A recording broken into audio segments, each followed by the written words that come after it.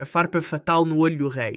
No dia 30 de junho de 1559, o campo de torneios reais na Rue Saint-Antoine, em Paris, estava repleto de espectadores a celebrar o duplo casamento da filha e da irmã do rei. Henrique II, com 40 anos e considerado um dos mais habilidosos justadores do seu reino, preparava-se para o que seria a sua última corrida. O rei usava um elmo com plumas pretas e brancas e uma viseira dourada, ornamentado mas oferecendo menos proteção do que a armadura padrão do torneio. O seu adversário era Gabriel Montgomery, capitão da guarda escocesa. Montgomery tentou desistir do duelo, mas Henrique insistiu para que continuassem. Os dois homens investiram um contra o outro na terceira passagem. As suas lanças colidiram com uma força tremenda. A lança de Montgomery partiu-se ao embater. Uma grande farpa de madeira, com quase 15 centímetros, penetrou a viseira do elmo do rei. A multidão ficou em silêncio enquanto o rei se mantinha ereto na cela durante alguns segundos antes de o seu corpo ficar inerte. Os assistentes correram para o seu lado. Quando lhe tiraram o elmo, descobriram a terrível verdade. A farpa tinha entrado pelo olho direito, empurrando fragmentos de madeira e metal para o cérebro. O sangue jorrava da ferida enquanto o rei gemia de agonia. Henrique manteve-se consciente. Conseguia sentir a madeira cravada no crânio, a pressionar o tecido cerebral. Os médicos reais, incluindo o famoso cirurgião Ambroise Paré, esforçaram-se desesperadamente para extrair os fragmentos. Cada tentativa de remover as farpas causava dores lancinantes. A ferida rapidamente ficou infectada, apesar dos esforços deles. Durante 10 dias, Henrique oscilou entre a consciência e o delírio. A infecção espalhou-se mais profundamente pelo cérebro. O rei teve convulsões, períodos de paralisia e momentos de lucidez em que compreendia o seu destino. A dor era constante e insuportável. A 9 de julho, o cérebro estava tão inchado que pressionava contra o crânio. A 10 de julho, após quase 2 semanas de sofrimento, Henrique II de França morreu devido à infecção que consumiu o seu cérebro. As suas últimas horas foram passadas em agonia, incapaz de falar ou mover-se, preso num corpo que se desligava à sua volta. Empalamento através do creio. Na primavera de 1438, Paris acolheu um grande torneio que atraiu cavaleiros de toda a Europa. Entre eles estava Piers de Massy, um nobre francês respeitado, conhecido pelo seu estilo agressivo nas justas.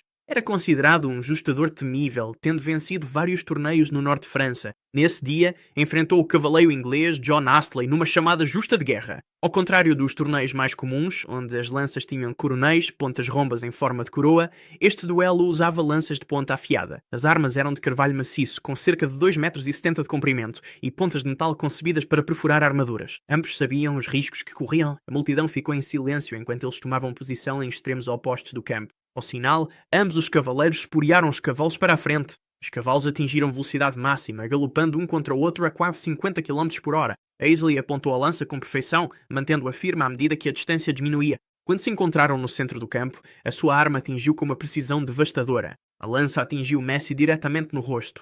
A ponta de metal perfurou a viseira do capacete, estilhaçando a placa de aço. As testemunhas descreveram um estalido arrepiante que ecoou por todo o campo.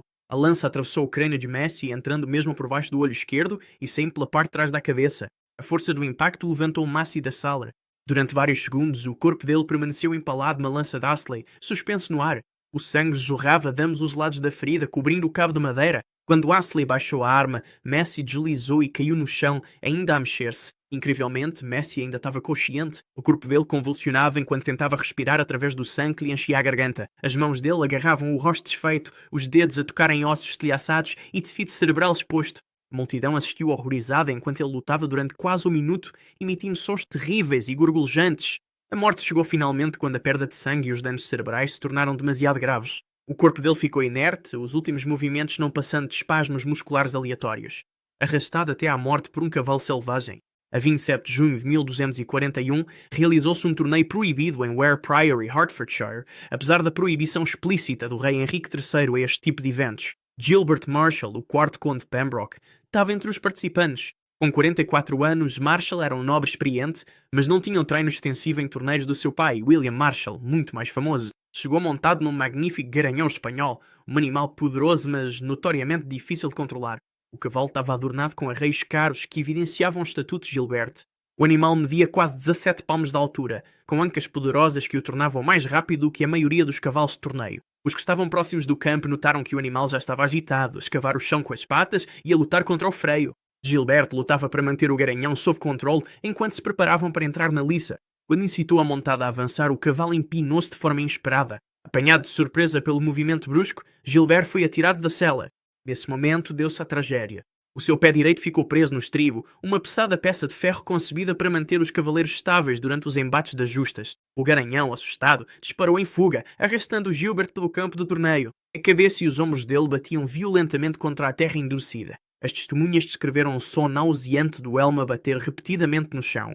A cada impacto, o sangue jorrava pelas aberturas da viseira. Durante quase 100 metros, Gilbert foi arrastado impotente atrás do animal em pânico. Os seus braços agitavam-se enquanto tentava desesperadamente libertar-se. A armadura, feita para o proteger de impactos frontais, transformou-se agora numa prisão de metal a raspar no chão, dilacerando-lhe a carne por baixo.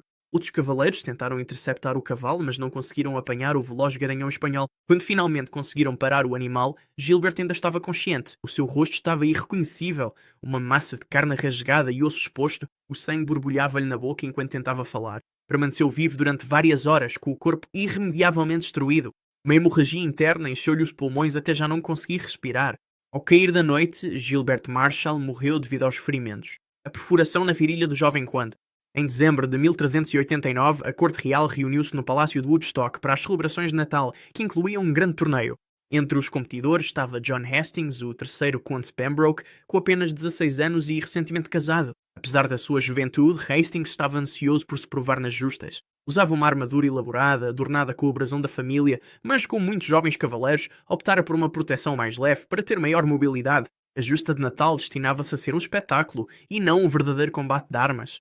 As lanças utilizadas foram concebidas para se partirem facilmente no impacto, criando uma dramática chuva de estilhaços e minimizando o risco de ferimentos. Hastings enfrentou Sir John St. John, um cavaleiro experiente que tinha servido em França. As duas primeiras investidas foram sem incidentes, com nenhuma das lanças a acertar no alvo. Na terceira investida, ambos os cavaleiros avançaram a toda a velocidade. Quando se encontraram no centro do campo, a lança de St. John atingiu o escudo de Hastings e partiu-se como era suposto, mas a física do impacto fez com que um grande estilhaço fosse lançado para baixo num ângulo acentuado. O pedaço de madeira encontrou a abertura entre as coxas do jovem conde, protegidas pelas cuisses, e a sua falde, que cobria a parte inferior do abdômen. A madeira lascada rasgou a roupa interior de seda de Hastings e cravou-se profundamente na virilha. O estilhaço cortou-lhe a artéria femoral, um dos maiores vasos sanguíneos do corpo. O sangue começou imediatamente a jorrar da ferida a cada batida do coração. Hastings largou a lança e agarrou-se ao ferimento, mas as mãos enluvadas não conseguiam estancar o sangue. Os assistentes correram para junto do jovem conde, que se deixou cair na cela. Quando o deitaram no chão, encontraram um estilhaço de madeira cravado quase 15 centímetros na virinha. As tentativas de o remover só alargaram ainda mais a ferida. O sangue acumulava-se debaixo dele, encharcando a terra gelada de dezembro. Hastings manteve-se consciente durante vários minutos, o rosto cada vez mais pálido. Sentia a vida esvair-se-lhe a cada pulsação de sangue. Chamaram médicos, mas chegaram demasiado tarde. Os olhos do jovem conde arregalaram-se de choque ao perceber o seu destino. Tentou falar, mas só conseguiu emitir um som gorgolejante à medida que a perda de sangue o lançava em choque. 15 minutos após o impacto, John Hastings estava morto, o seu jovem corpo esvaziado de sangue, morte por imprudência no melee.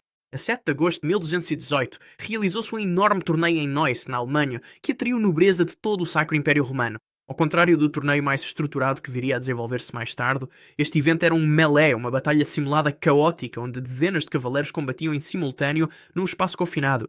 Adolfo Conde de Berg, um poderoso nobre de 48 anos, juntou-se à confusão envergando uma pesada cota de malha reforçada com placas de metal. O melee começou ao meio-dia, sob o sol de verão.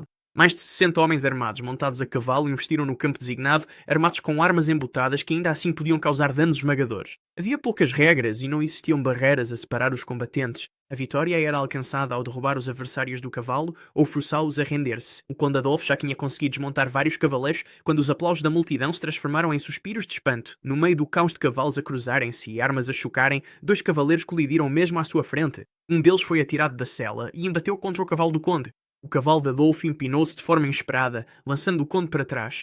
Ao cair, o capacete de Adolfo bateu no arção da sela de outro cavaleiro. O impacto esmagou a parte de trás no capacete para dentro, cravando o metal diretamente no crânio. O osso fino na base do seu crânio partiu-se. Fragmentos de osso foram forçados para dentro do tronco cerebral, paralisando-o imediatamente do pescoço para baixo. Adolfo caiu por terra, incapaz de se mexer enquanto os cavalos continuavam a trovejar à sua volta. Sem conseguir levantar os braços em rendição ou pedir ajuda, ficou deitado, indefeso, na terra. O seu escudeiro reparou no corpo imóvel do senhor e lutou por entre a confusão para o alcançar, mas não antes de mais 2 cavalos lhe passarem por cima do peito e das pernas, esmagando-lhe as costelas. Quando finalmente foi retirado do campo, Adolfo ainda estava consciente. Os seus olhos moviam-se freneticamente, mas ele não conseguia falar nem mexer-se. O sangue escorria-lhe dos ouvidos e do nariz, sinais claros de um traumatismo craniano grave. Os médicos determinaram que o pescoço estava partido e que nada podia ser feito. Durante 6 horas agonizantes, Adolfo manteve-se consciente enquanto a sua respiração se tornava cada vez mais difícil. Cada inspiração tornava-se mais penhosa à medida que o seu diafragma deixava gradualmente de funcionar. Morreu nessa noite, quando os pulmões já não conseguiram puxar ar, mantendo-se lúcido até ao fim, a queda fatal do conde jovem de Guelders. A 3 de março de 1326, realizou-se um torneio de prestígio perto de Wassenberg, na Alemanha, onde a nobreza da região do Rhem se reuniu para demonstrar a sua destreza marcial. Entre eles estava o conde Henrique VI de Guelders, um governante de 29 anos conhecido pelo seu estilo de combate agressivo e armadura dispendiosa. O seu elmo era especialmente notável, um grande bacinete com uma fenda estreita para visão, oferecendo excelente proteção, mas limitando severamente o seu campo de visão. O torneio desse dia incluía justas com lanças sólidas, mais pesadas do que as lanças ocas usadas em eventos mais cerimoniais.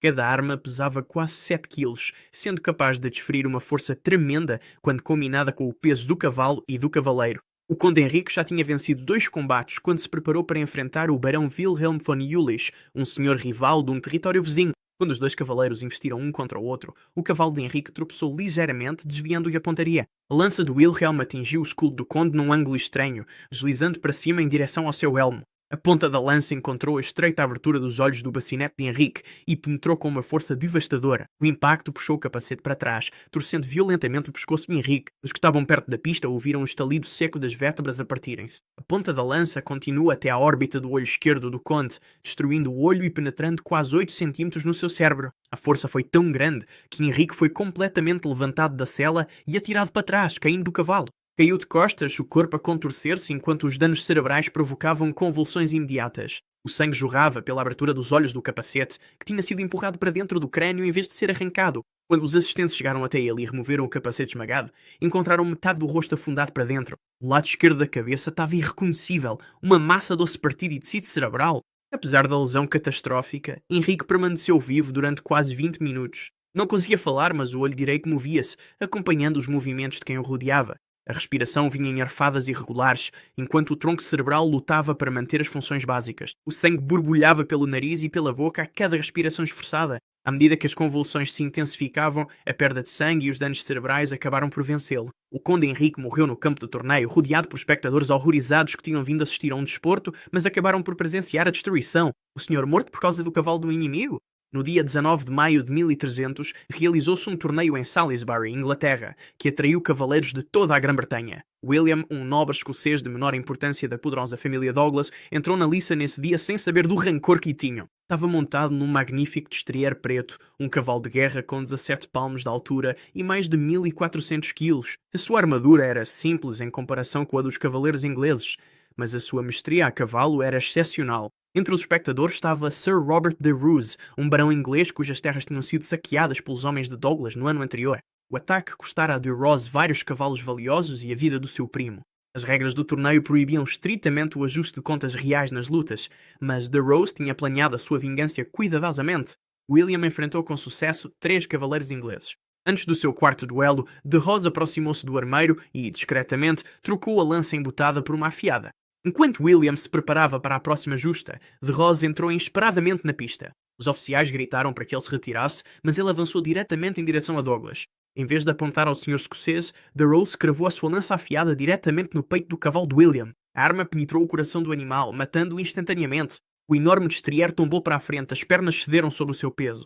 William, apanhado completamente desprevenido, foi lançado violentemente por cima da cabeça do cavalo. O seu impulso levou-o para a frente enquanto os pés ficaram brevemente presos nos estribos. O corpo dele rodou no ar, fazendo com que caísse de cabeça no solo batido. O peso da armadura empurrou a sua cabeça, protegida pelo elmo, para baixo com uma força esmagadora. As testemunhas ouviram um estalido horrível do pescoço dele a partir-se com o impacto. A queda do seu cavalo ainda não estava completa. Enquanto William jazia paralisado no chão, o corpo do enorme destrier continuou o seu ímpeto para a frente e rolou diretamente por cima dele. O peso do animal moribundo, mais de meia tonelada, esmagou o peito de William por baixo dele. William manteve-se consciente durante o impacto inicial. Ele conseguia sentir as costelas a estilhaçarem-se à medida que o peso do cavalo comprimia o seu peito. Os pulmões colapsaram, tornando cada inspiração num suspiro desesperado e inútil. O sangue encheu-lhe a boca à medida que a hemorragia interna se agravava. Os olhos mantiveram-se abertos, fixos num olhar horrorizado enquanto sufocava, incapaz de se mexer ou gritar. Em poucos minutos, William morreu, o corpo destroçado para além do reconhecimento debaixo da sua montada caída. O irmão do rei ficou com danos cerebrais. Em 1279, realizou-se um grande torneio em Paris para celebrar a sagração de vários príncipes reais. Entre os participantes estava Roberto de Clermont, o filho de 23 anos do rei Luís IX de França. Bonito e atlético, Roberto já tinha conquistado respeito no circuito de justas. Nesse dia, usava um grande elmo típico da época, um capacete pesado em forma de cilindro que assentava diretamente sobre os ombros, oferecendo proteção substancial, mas limitando severamente a visibilidade e a ventilação. O calor do verão era opressivo enquanto Roberto se preparava para o seu terceiro duelo do dia. O suor escorria-lhe pelo rosto dentro do capacete sufocante enquanto tomava a sua posição. O seu adversário era Guy de Montfort, um cavaleiro experiente conhecido pelos seus golpes poderosos. Ambos baixaram as lanças e investiram um contra o outro pelo campo de terra batida. Quando colidiram, a lança de Montfort atingiu o escudo de Roberto com uma força tremenda. O impacto foi tão violento que a cabeça de Roberto foi projetada para trás dentro do capacete, fazendo com que o cérebro batesse contra o interior do crânio. O golpe em si não penetrou a armadura, mas também não era preciso. O dano foi causado pela aceleração e desaceleração súbitas do cérebro dentro dos limites do crânio. Roberto permaneceu montado após o impacto, mas os assistentes perceberam imediatamente que algo estava errado. Deixou cair a lança e ficou imóvel na cela. Quando os escudeiros retiraram o capacete, os olhos de Roberto estavam desfocados e sangue escorria-lhe do nariz e dos ouvidos. Não conseguia falar de forma coerente e parecia confuso quanto ao local onde se encontrava. A lesão inicial poderia ter sido sobrevivida, mas Roberto insistiu em continuar o torneio apesar do seu estado. Participou em mais 3 justas nesse dia, cada impacto agravando ainda mais os danos no cérebro. Ao cair da noite, mal se conseguia manter de pé, vomitando repetidamente e sofrendo de dores de cabeça intensas. Nas semanas seguintes, tornou-se claro que Roberto nunca recuperaria. O outrora brilhante príncipe tornou-se propenso a acessos de fúria, seguidos de períodos de olhar vazio. Tinha dificuldade em reconhecer os membros da família. A sua fala tornou-se arrastada e, eventualmente, ininteligível. A lesão destruiu as funções cognitivas que faziam dele quem era.